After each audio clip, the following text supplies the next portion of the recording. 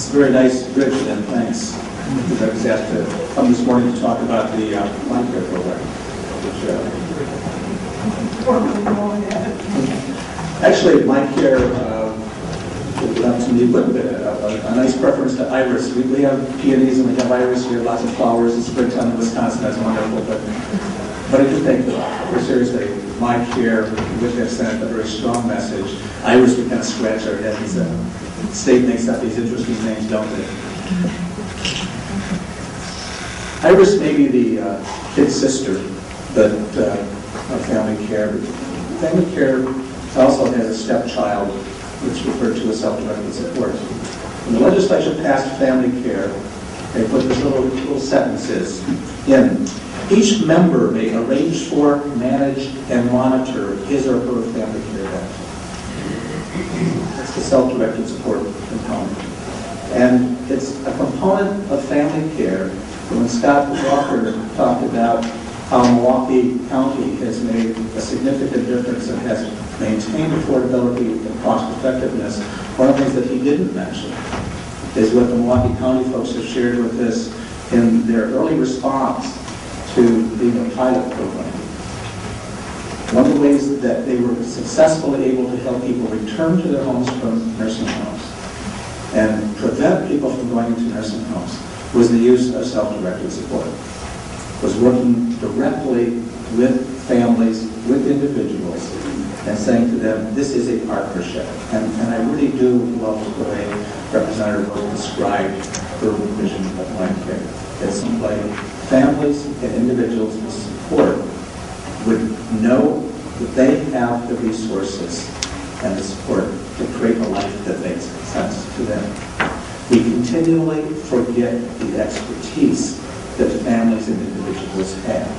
I certainly have done that over the years as a professional, as a case manager when I started in my career, in the variety of jobs I had. Sometimes we get caught in terms of how much we know, and we truly forget. We give lip service to it.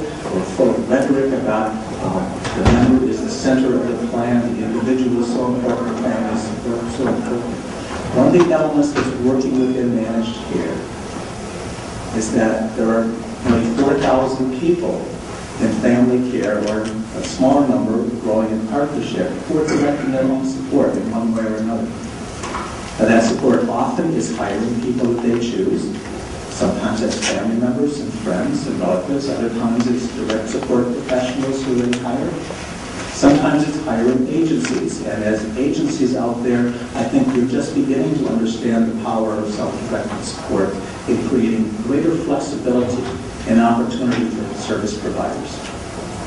In our old county-based system, typically for people with developmental disabilities anyway, county program coordinators would have contracts with a relatively small number of agencies. And as agencies, you pretty much did what they asked you to do. And there were 72 counties, there weren't quite so many human service departments, but a relatively small number of folks were making the decisions about what you as providers did and then what you could offer to individuals. What family care and IRIS, particularly with self-directed supports within family care and what IRIS offer, is not only valuing each person, the expertise that each person has, that their families have, that their circle of supports and friends and community members have, but it also values the expertise and creativity that providers have to say, you don't have to do what a contract administrator says, this is all we want from you. Now you can look towards each person and find from each person what do they want from you, what do they need from you. One of sometimes people forget this, the unbundling of services. It's really, what is it that you know best and can do best with providers? What do people want from you? And that's what we're seeing now. One of the ways that we talk about setting the bar, one of the ways we're setting the bar high in Wisconsin is very quietly, with almost no one knowing about it, we are becoming one of the places in North America that is most providing services to folks with disabilities and elders through what we refer to as self-directed supports. Other states refer to it as self-determination. We now have nearly 2,000 people served in the My Care program. I suppose the Irish people get upset with me if I just keep saying that over and over again. But that's fantastic. With little fanfare, and starting a little more, about 21 months ago, with 6 people the first month, and last month, 250 people referred themselves to Iris.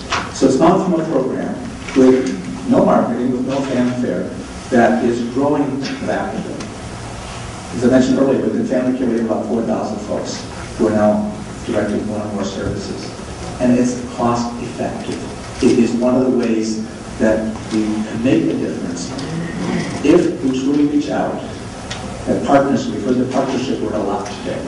That sometimes we forget that the partnership truly does start with the individuals and families we support. Family care needs to get better at that. Iris also needs to get better at that.